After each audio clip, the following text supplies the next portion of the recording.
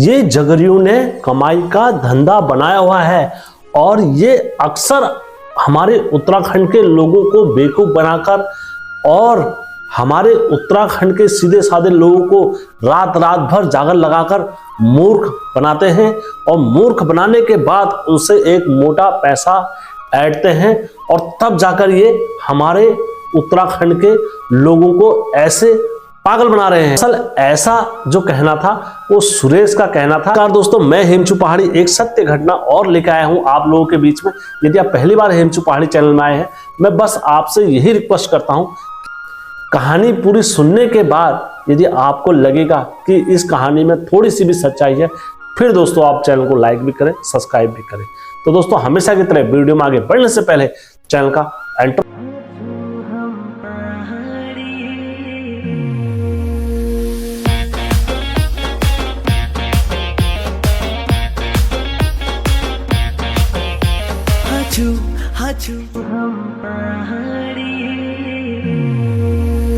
जय बिरकारा बजरंगी, हर हर हर हर हर हर हर हर महादेव। आप सभी भक्तों पर महादेव की कृपा और बजरंगबली का आशीर्वाद हमेशा बने रहने चाहिए। दोस्तों, सत्य घटना में आगे बढ़ने से पहले मैं आप सभी से गुजारिश करता हूं, विनती करता हूं और रिक्वेस्ट करता हूं, यदि आप लोगों के पास भी कोई सत्य घटना या सत्य कहानी है जिसकी वजह से आज आपके कुल का नाम चल रहा है, तो आज आपको वो कहानी हेमचू पहाड़ी को देनी चाहिए।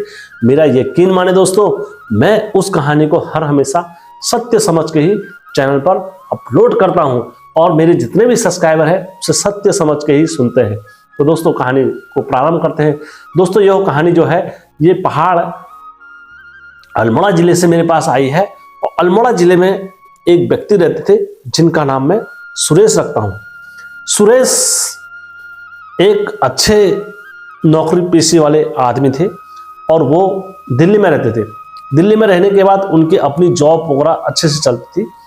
तो वो जब भी मतलब जागर लगाने का या कुछ भी ऐसा कार्य होता था, तो दोस्तों वो अक्सर अपने घर में नहीं आते थे, क्योंकि जब भी वो जागर में बुलाते थे उनको, तो वो जगरियों को और इनसे कहते थे, यार ये खाली ड्रामेबाजी और ढोंगबाजी करते हैं रात भर जागर लगा लगा के और हमारे जैसे लोगों को बेवकूफ बनाकर और रात में पैसा ऐंठते हैं। वो कभी इस चीज के पक्ष में थे ही नहीं। सुरेश के दो भाई थे जिसका नाम ललित और मनोज रख देते हैं। तो ललित और मनोज जो थे वो एक विदेश में था और एक जॉब में थे, दोनों में कार्यरत थे। आप दोस्तों, सुरेश को जब भी बुलाते थे घर में जागर में, तो वो ऐसे बोलता था, वो नहीं आता था।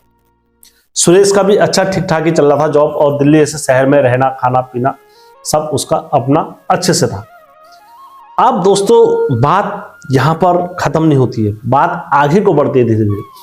सुरेश को जब भी बुलाते थे, सुरेश हर हमेशा यही कहता कि मैं नहीं आ रहा हूं और घर में इस तरीके से इन्हें परचम करते हैं, मेरे को मजा नहीं आता है। दोस्तों, एक बार क्या हुआ, सभी गांव वालों ने जागर लगाई। तो जागर लगाने के बाद उन्होंने कहा, भैया तुम अपने घर के मुने बुलाओ किसी भी तरीके से, हमें नहीं पता तुम्हारे मुने कहाँ हैं कैसे हैं, सबको बुलाओ और बुलाने के बाद इस घर की पूजा में रखो। तो दोस्तों, अब सभी मुने वगैरह सभी आते हैं घर में और सभी आते हैं, जागर वगैरह लगती है। अब जागर लगती है तो बोला जाता है उनके घर में पितरों का केस चल रहा था 40 साल पुराना। तो उस पितरों को तारने के लिए इन सब मुनों को घर में बुलाया गया। तो उसमें सुरेश भी पहुंचा। सुरेश भी जब पहुंचा तो सुरेश ने अपने इष्ट से जब बात करी, अपने घर में जागर लगाई।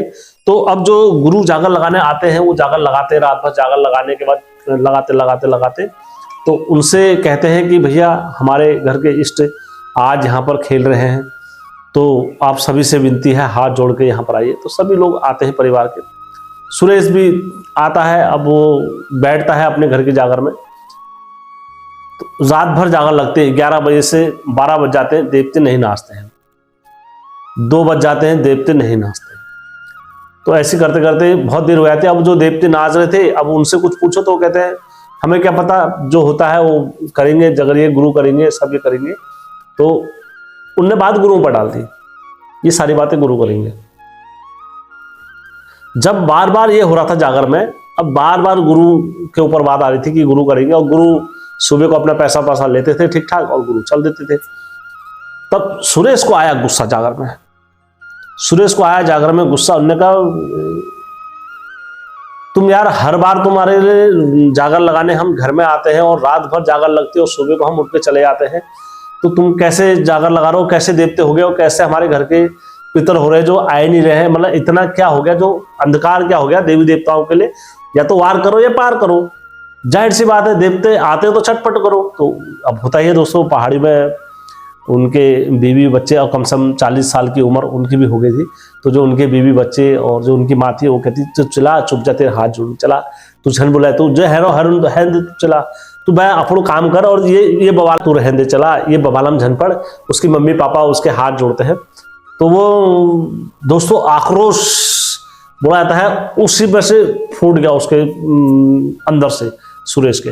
वो खूब जोर जोर से बोलने लग गया अपने चचा से, अपने ताऊ से, कह रहा तुम ऐसी हो, हर बार ऐसी करते हो और तुम जागर लगाते हो। तो कहते भैया तू कौन है, क्या है, मतलब तुम कैसे बात कर रहा है यहाँ पर। उन्होंने कहा मैं कौन हूँ क्या हूँ, तुम्हें पता है मैं कौन हूँ क्या हूँ, तुम रोज जागर लगाते हो और मेरे को जब तुमने मेरे को बुलाया काहे के लिए है जब तुम मुझे बोलने नहीं दे रहे हो जागर में। फिर कहते भैया हमने, तू घर का मुना है तब जाके तेरे को हमने बुलाया है घर की जागर में। उन्होंने कहा नहीं नहीं, तुम मेरे को बोलने नहीं दे रहे हो यहाँ पर, और मैं घर का अगर मुना हूं तो मेरे पर से क्या आ रहा है तो तुम्हें पूछना चाहिए। फिर गुरु ने भी कहा, उन्होंने कहा भाई हाँ भाई पूछो भाई जो भी है। तो सब जने उसके सामने आए। उन्होंने कहा भैया तू इतना गुस्से में, ऐसे आक्रोश में भरी बातों में क्यों बात कर रहा है, तू ये तो बता तू कौन है, क्या है, कहां से आया है, और तू हमारे सामने इस तरीके से बात कैसे कर सकता है। उन्होंने कहा तुम्हें बताऊं मैं किस तरीके से बात कर सकता हूं और किस तरीके से बात नहीं कर सकता हूं। उन्होंने कहा भैया तू कौन है पहले तू बता, और तू कह रहा हर बार जागर लगाने वाले गुरु को तू टोक रहा है और हमको टोक रहा है, सभी को टोक रहा है, अब तू न्याय कर, यहाँ पर तू आया है तो उन्हें तू बता। तो दोस्तों बात करते करते उसको पहली बार एहसास हुआ कि बात करते करते उसके शरीर के अंदर से कंपन भी होने लग गई। बोला जाता है ना, आप अगर सच्चे हो तो देवता हर हमेशा सच्चे व्यक्ति को ही ढूंढता है, और अगर आपके मन में छल कपट क्रोध लोभ अगर ऐसी सारी चीजें हैं देवता के प्रति, तो देवता अच्छे से अच्छे डंगरी को छोड़ देता है। फिर वो खाली देवता की परछाई लेके नाचते रहते हैं कि हाँ मेरे में तो यारा देवता है, और वो देवता के नाम से अपनी दुकान चलाते रहते हैं, लेकिन वो उनका साथ देवता छोड़ देता है असल में। क्योंकि जो कहते हैं देवता के नाम पर जो परचम करते हैं, देवता के नाम पर जो दिखावा करते हैं, देवता के नाम पर जो ढोंग करते हैं, जो फ्रेब करते हैं, तो उनका साथ देवता छोड़ देते हैं। तो देवता क्या करते हैं, हमेशा सच्चे व्यक्ति को ढूंढते हैं।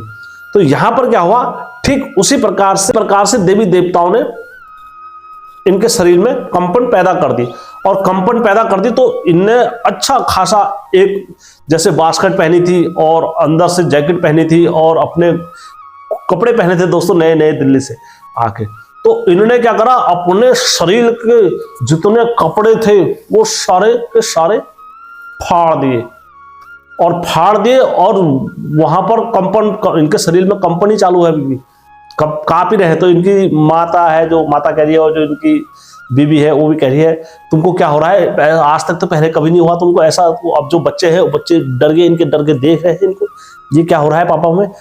तो लेकिन सुरेश को जो रौद्र रूप है वो बिल्कुल ऐसा चल रहा है, वो प्रचंड चल रहा है। तो वो कह रहा है मेरे को तुम हर बार बुलाते हो और मेरे को जागर में नहीं बोलने देते हो, मेरे को ये कर दो, मेरे को ये कर दो, मेरे को वो कर दो। वो इस तरीके से व्याकुल और क्रोधा भरी उससे बोल रहा था, और उसने अपने सारे कपड़े फाड़ दिए। अब क्या हो गया, वो केवल पैंट पे रह गया और बाकी तन के ऊपर के सारे कपड़े फट गए। और जैसे कपड़े फटे, और कपड़े फटने के बाद उनके शरीर में ऐसी ऊर्जा ने अवतार रखा कि वो नाचना प्रारंभ हो गए। और ले आदेश आदेश आदेश आदेश आदेश, अभी तक जो कह रहे थे मेरे को नहीं बुलाते, अब आदेश आदेश की ध्वनि निकल गई, आदेश आदेश आदेश आदेश आदेश आदेश आदेश। तो गुरु जो थे उनने जागर लगाना प्रारंभ कर दिया नौती नरसिंह को। पुरुषो नंग है गोचो अरे जोशी माट मजा पुरुषो जोशी में जो रहो ये जोशी माट मजा हेला नोते नारा सिंगा। और जैसे नौती नरसिंह को आदेश करा तो दोस्तों वहां पर आदेश की धुनी में वो नाचना, उनका खेलना कूदना प्रारंभ हो गया।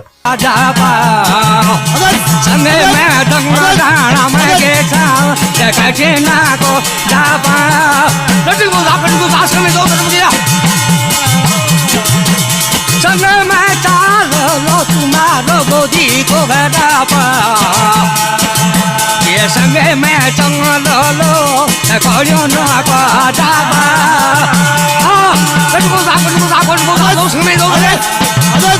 हाना पाना ले तो तुम ले ये केदारी के माता। तो वो उस जगह पर नाचते हुए आए और जब नाचते हुए आए तो उन्होंने वहां पर देखा तो सब जने जब उसके सामने आए उन्होंने कहा परमेश्वरा तुम कौन हो, कहाँ के देवते हो, क्या है तुम बताओ। और उन्होंने कहा भाई मैं कहीं का हूँ, जहाँ का हूँ मैं बता रहा हूँ। 40 साल से इस घर में एक किकरी नाच रही है और 40 साल से उसका इस घर में दोष लगा हुआ है और मैं तुमको परिचय दे रहा हूँ। हरिद्वार ले जाके इस किकरी को नहला के लेके आओ और तुम्हें 3 महीने का करार दे रहा हूँ। 3 महीने तक इस घर में हली हल और चली चल, कुछ नहीं होगी। यदि कुछ होगी तो तुम इस नौती नरसिंह का नाम मत लेना। अब दोस्तों इनको भी ऐसा नहीं कि बहुत सारी जानकारी है, इन्होंने पता नहीं आक्रोश में बोला, कैसे बोला, ये इन्होंने कहा हे भाई मुझे कुछ पता नहीं था। लेकिन उसके बाद जो 3 महीने तक इनके घर में जो पर्चे लगे, पर्चे लगने के बाद ये अपने किकरी को हरिद्वार नहला के लेके आए। हरिद्वार नहलाने के बाद जो 40 साल से इन्होंने अपने पितरों का तारण करा, उसके बाद ये घर में आए। घर में आने के बाद उनको धौंस दी नौती नरसिंह को और गोयल को। जब धौंस दी तो ये खुल के नाचा। खुल के नाचने के बाद अभी तक इनके घर में जो इनके अभी तक तो ये कहते थे ड्रामा कर रहे हैं, अब जो इनसे इनके भाई थे वो कहते थे ये ड्रामा कर रहा है। तो जिसने उनको जैसे बोला ड्रामा कर रहा है तो दोस्तों उसको वैसी चटक लगना प्रारंभ हो गए। एक भाई ने बोला कि तू ड्रामा कर रहा है, ये सारी चीजें होता है तो तेरे पे देवता आ सकता तो मेरे पे क्यों नहीं आ सकता है। तो यकीन माने दोस्तों उसका छोटा भाई 20-25 साल का होगा तो वो चिते गोयल देवता के पास भी चले गया, चमड़ खान गोयल देवता के पास भी चले गया, हर जगह चले गया। कहा प्रभु ये देवता इस पर नहीं नाचने चाहिए, देवता मेरे पे नाचने चाहिए। तो उन्होंने हर जगह ये विनती करी देवी देवताओं से। हम उनको गलत नहीं कह रहे हैं, उनकी भी अपने इष्ट के प्रति ऐसी भक्ति थी। तो आप दोस्तों उनके जो बड़े भाई थे वो भी परेशान थे, वो भी उनसे ऐसे कहते थे, लेकिन उनको भी जब लौंग चटक लगे तो उनने भी इस शक्ति को माना। उन्होंने कहा नहीं हमसे गलती हुई है, कहीं ना कहीं हमारे इष्ट जो है यही खेल रहे हैं। मैं कहता हूं दोस्तों आप किसी को अपनी ताकत से कभी नहीं बना सकते कि मेरे ऊपर मेरा घर का इष्ट है और सब मेरी बात मानो।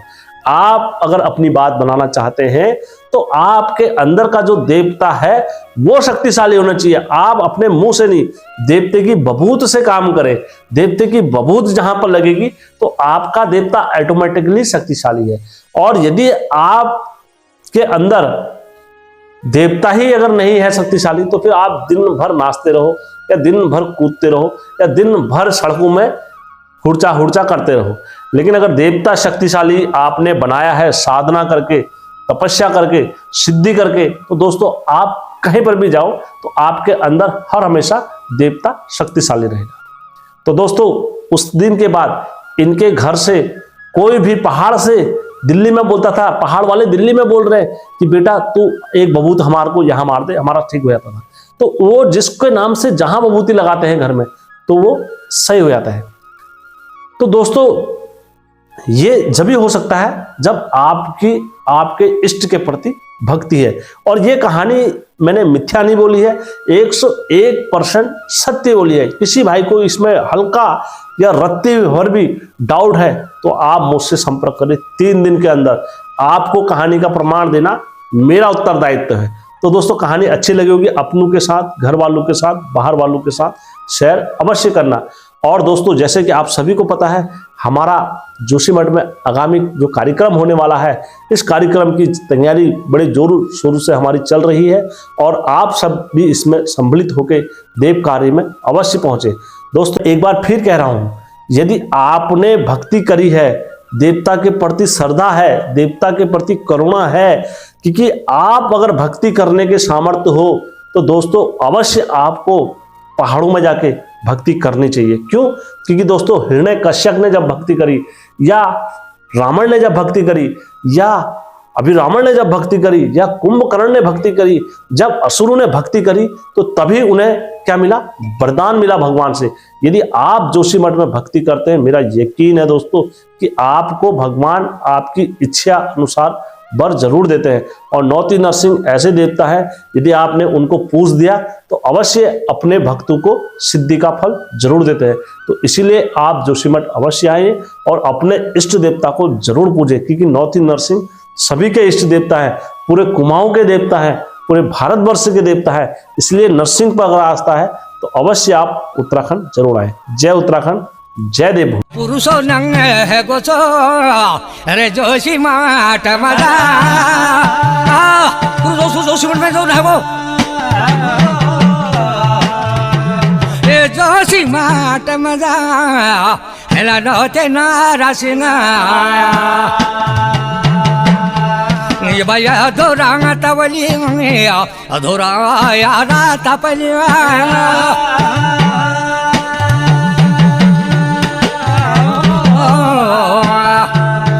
रात लागी गोछो नौते नरसिंहनी तब पुरी श्राल कुमरो ये तुम्हारो भगत छो मैं कुछ यवा पुरिया सोनाला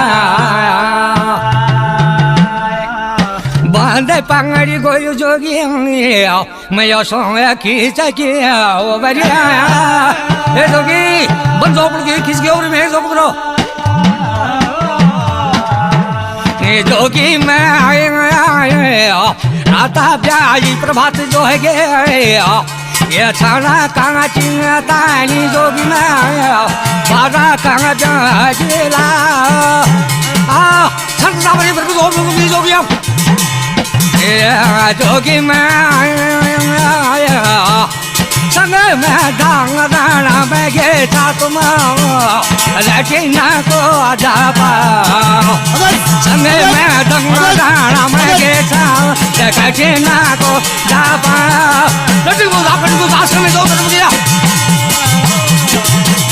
संग में चाल लो तुम्हारो गोदी को बेटा ये संग में चंग लो कोरियो ना को जापा हाथा पाना ले तो तुम ले ये केदारी के माता कंदो मादंग अरे तो मादी हजे वादे तो चुन रहे यादे साला गाने जोगी में हरी हरे बारा यादे साला गाने में तुझे माता